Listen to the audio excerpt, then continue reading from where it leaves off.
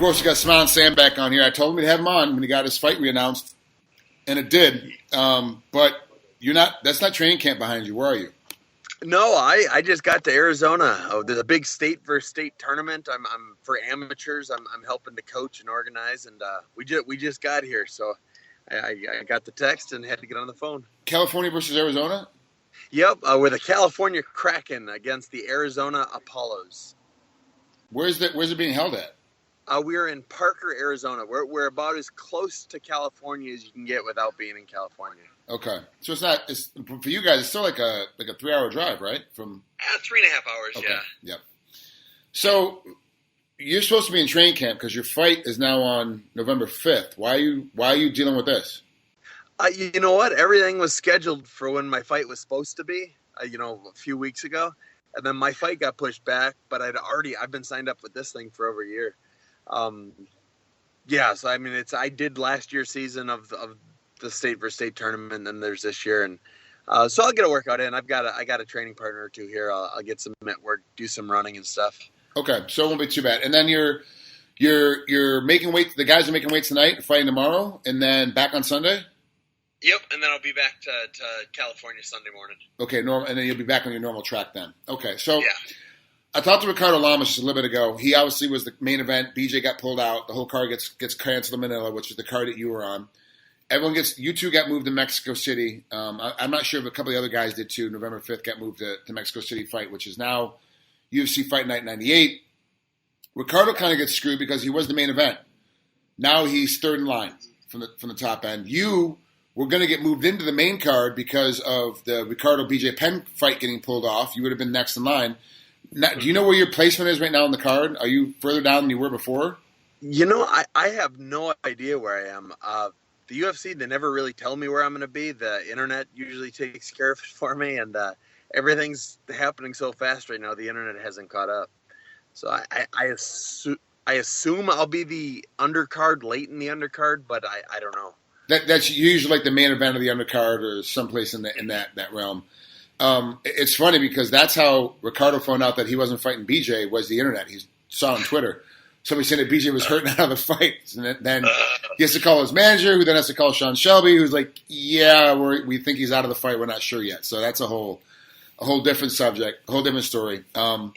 So what was it like getting this fight? Did they call you and go, hey, look, here's what we're going to do for you and move you onto this card against Alex Nicholson or like how did it come about? Yeah, well, when the fight canceled, they said we're going to try and keep the same opponent. It'll just be a different place.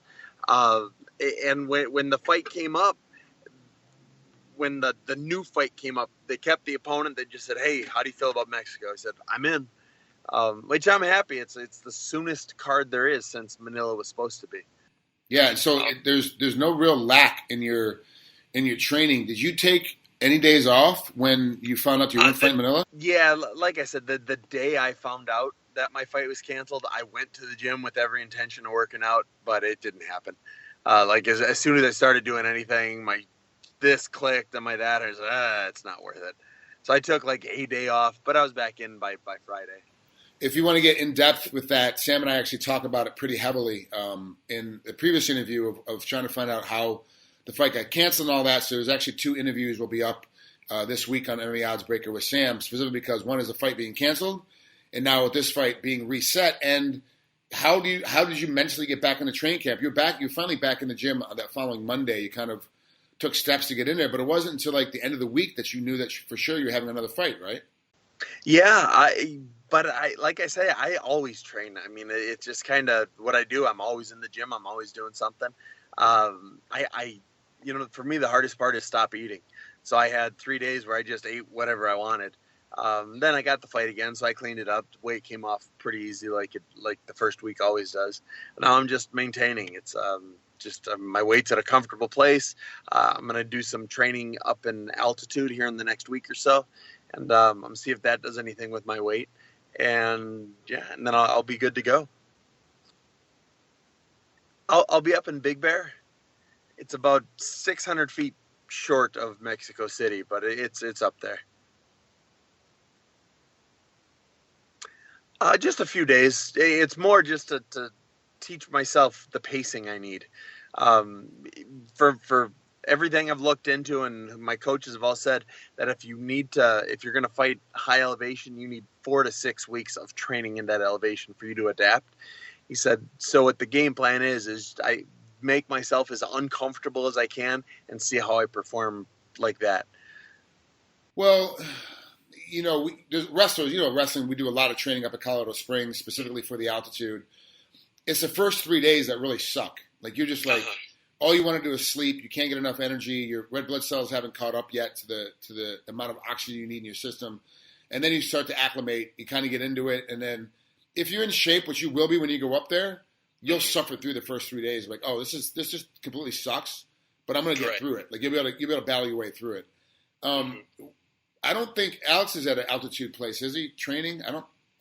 He's a top team, I think, down in Florida. Yeah, so and they're not going anywhere.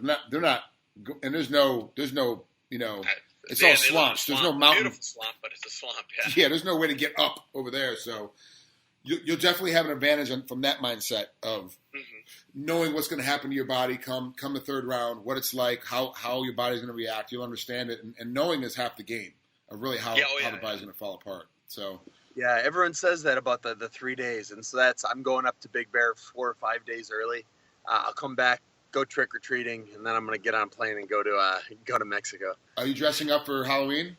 I sure am every Halloween. What are you going as this year? I'm a huge Star Wars fan, and I've got black leather and stuff. So a Sith of something. I don't know. I got to piece it together as I go. Is there something else you want to mention about you and the wife with the black leather? Or is there some other thing?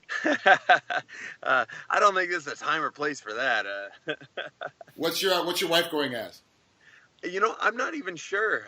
My little boy, he's loving Nemo right now, and so I think she's considering like a mermaid type thing to go with them, but I'm not sure. It's tough trying to figure out and then what you can do for Halloween, but it's easier when you have kids actually, because the kids are like, we have to get outfits for the kids, and you have to get outfits for the mom and dad because you're here and you're gonna go trick or treating with them and get all dressed up, and then when you're an adult trying to get dressed up, it's a little creepy when you're an adult. So you're trying to go to the Halloween store to find stuff for yourself, and it's like, wow, this is a little odd. And then come Halloween night, it's only adult parties you can go to. If you're yeah. Well, you're my wife and I, we met at the Renaissance Fair. We worked there for years. So both of us have a mess of costumes from the Renaissance Fair.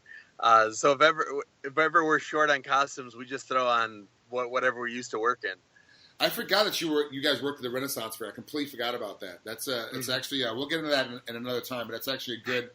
I don't think we've ever recorded how you and your wife met and got connected. We'll do that. Yeah, I don't think so either. It's a good story. The next fight I get, we'll have to go into it a little bit. We'll open up with that. That actually is a pretty neat story, and I actually think that you'll gain a few more fans once that story becomes a little bit more public. It's actually a neat. It's actually a pretty romantic story. So anyway, I'm glad things are going well. I'm glad it's the same opponent, and they did. You said you hope that they're going to put you on the next card as soon as possible, and they got you as soon as they could. Yeah, very thankful. I'm still hoping I fight even one more time this year, but I'm not so sure it's going to happen now. Beginning of November, there's a December 30th card. They could put you on that New Year's Eve card that Ronda Rousey is fighting Amanda Nunes as the main event. They could get you on that card, but you better get a phone call in. Yeah. We've told them we want to, and we told them we want to fight again, but they're pretty much they worry about this one first. All right, Sam. Well, have fun coaching this weekend. Good luck to all the amateurs that you have in your corner that you're recording this weekend. Keep those guys safe, and we'll talk again soon. Hey, thank you very much, sir. Have a great weekend.